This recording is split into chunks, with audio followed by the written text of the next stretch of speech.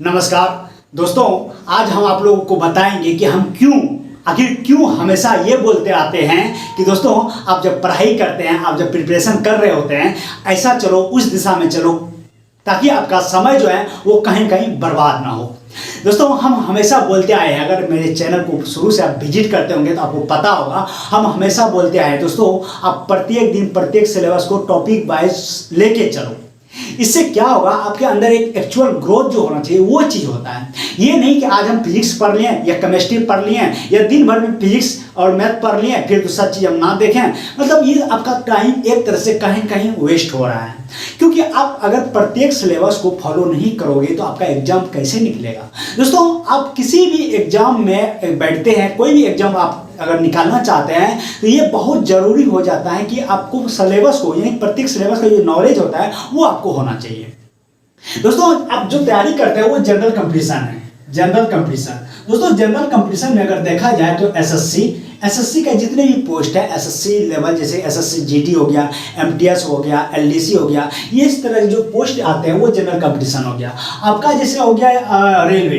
दोस्तों रेलवे में बहुत सारे पद हैं, जैसे कि एनटीपीसी है, एनटीपीसी में कितने सारे पोस्ट है, बहुत सारे पोस्ट हैं। आप एएलपी ले लीजिए, टेक्नीशियन ले लीजिए या ग्रुप डी ले लीजिए, ठीक ना। जो भी आप प्रिपरेशन करते हैं, जिसके लिए आप तैयारी कर रहे होते हैं, वो सारे जनरल कंपटीशन में आते हैं, ठीक ना। इस तरह दोस्तों आपका स्टेट लेवल का जॉब आ जाता है, स्टेट लेवल का जो जॉब आ जाता है, जैसे आप बिहार से होते हैं, बिहार एसएससी हो जाता है, ठीक ना, बीपीएससी हो जाता है, बिहार एसआई हो जाता है। तो दोस्तों कहने का मतलब हम इसीलिए बोलते हैं, और आज आपको हम एग्जाम्पल भी देंगे, इसीलिए बोलते हैं दोस्तों। और देखा जाए ये कहीं कहीं सबका सिलेबस एक ही है। यही है कि एसएससी सब में थोड़ा बहुत इंग्लिश डाल देता है, तो आप साइड से एक इंग्लिश को उसमें जोड़ सकते हैं, ठीक है। दोस्तों आज हम आपको बताएंगे कि थोड़ा एग्जांपल के तौर पर देखो, एग्जांपल क्या, ये आपका वैकेंसी दिया है एसएससी जीडी आप लोग जरूर भरे होंगे और बहुत सारे ऐसे कैंडिडेट होंगे जो भरेंगे भी, ठीक ना। तो दोस्तों एसएससी जीडी जो वैकेंसी आया है, टोटल आया है 24,369। देखो हमको ये सब बताने का मकसद नहीं है, हमको इसके थ्रू आपको समझाएंगे हम वो चीज, हम इसलिए हम इसको लेकर के आए हैं, ठीक ना। तो टोटल जो वैकेंसी आया है दोस्तों इतना आया है। ऑनलाइन जो है आपका 27 अक्टूबर से चालू हो चुका है और लास्ट जो है वो 30 नवंबर तक है, यानी कि दिया हुआ है, ठीक ना। तो दोस्तों एग्जाम डेट जो है वो लिखा गया है जनवरी 2023, यानी कि जनवरी में आपका एग्जाम ले लिया जाएगा, ठीक ना। दोस्तों एसएससी जीडी के अंतर्गत जैसे बहुत सारे पोस्ट है, बीएसएफ है, सीआईएसएफ है, सीआरपीएफ, एसएसबी, आईटीबीपी, एआर यानी कि असम राइफल, एसएसएफ, एनसीबी है, ठीक ना। ये सारे इतने सारे पोस्ट जो है दोस्तों ये एसएससी जीडी के अंदर आते हैं। जैसे हमारे रेलवे में एनटीपीसी के अंदर बहुत सारे पोस्ट आते हैं, उसी तरह एसएससी में एसएससी जीडी के अंदर इतने सारे पोस्ट आते हैं। इसका जो मिनिमम एज है वो 18 है, मैक्सिमम जो है वो 23 है। हाँ, क्वालिफिकेशन अगर देखा जाए, जो भी कैंडिडेट 10th लेवल यानी कि 10th पास किए हैं वो इस फॉर्म को डाल सकते हैं। अब दोस्तों जो मेरा मेन मकसद है, जो मेन चीज हम लेकर के आए हैं इसको बताने के लिए, उस पर एक नजर डालते हैं।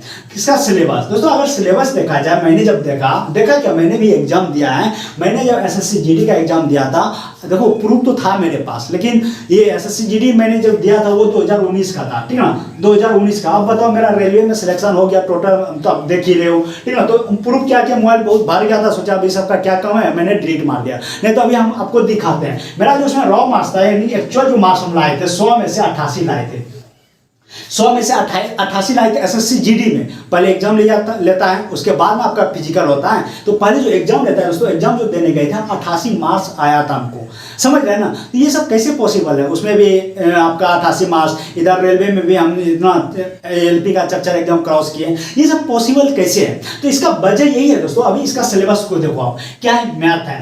अब बताओ एसएससी जीडी का जो लड़का भरेगा उसको मैथ पढ़ना पड़ेगा। अब बताओ ये मैथ रेलवे में पूछता है, यस या नो, बोलेंगे यस। रीजनिंग है, रीजनिंग रेलवे में पूछता है, यस या नो, यस।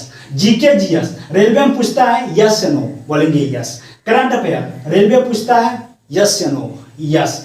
इंग्लिश या हिंदी एगो इसमें जोड़ा गया है, या तो इंग्लिश पूछेगा या तो हिंदी, जो भी आपको चूज करेंगे वो आपको वहां से पूछा जाएगा। यही एक चीज इसमें जोड़ा गया। दोस्तों कहने का मतलब, अगर आप पहले से ध्यान से सुना, अगर पहले से math, reasoning, GK, GS, current affair, देखो कोई भी एग्जाम में बैठते हैं आप, किसी भी जनरल कंपटीशन एग्जाम में बैठते हैं, math, reasoning, GK, GS, current affair आपको किसी भी कंडीशन में देखने के लिए मिलता ही है।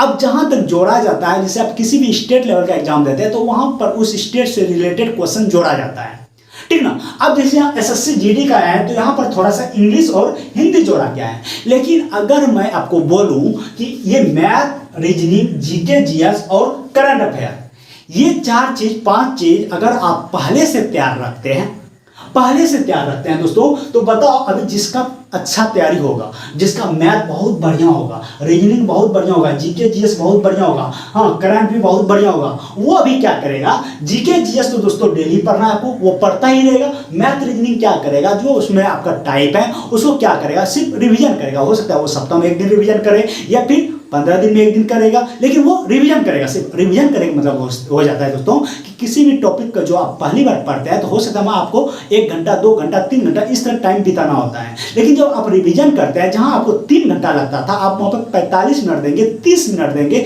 इस तरह से रिवीजन किया जाता है। आपको यकीन नहीं होगा तो कभी कीजिएगा तो आपको पता चलेगा, ठीक है। रिवीजन करने मतलब दोस्तों वो हो जाता है, और रिवीजन करने का मतलब हो जाता है डेली नहीं। मैथ और रीजनिंग का रिवीजन डेली नहीं होता है। डेली रिवीजन आप जीके जीएस का कर सकते हैं।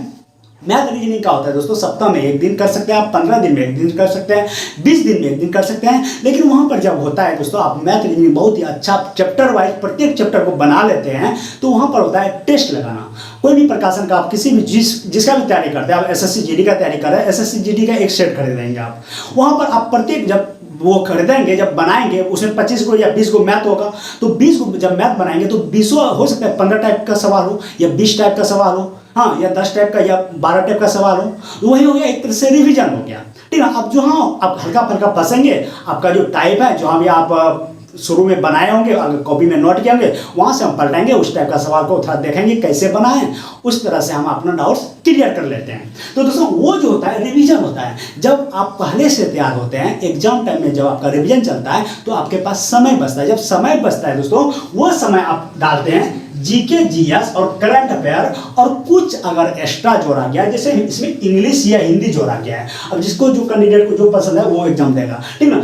आप कहने का मतलब दोस्तों, अगर पहले से आप तैयार रहते हैं तो आपको जो एक्स्ट्रा चीज जोड़ा गया है आप इसका तैयारी करते हैं, आप पूरी तरह से इस पे फोकस हो जाते हैं। अब बताओ कि इस कैंडिडेट का एग्जाम निकलेगा या जो पहले से वेटिंग में बैठे हुए हैं कि वैकेंसी आएगी तब पढ़ेंगे, या उसका एग्जाम निकलेगा। अब बताओ जो 3 साल से 4 साल से 2 साल से लगे हुए हैं उसका रिजल्ट होगा, या आज वो वैकेंसी आएगी और बोलेंगे आज भैया काम क्या मिल जाए, चनाचूर या फिर दही, ऐसा ताकि हमारा रिजल्ट ही हो जाए।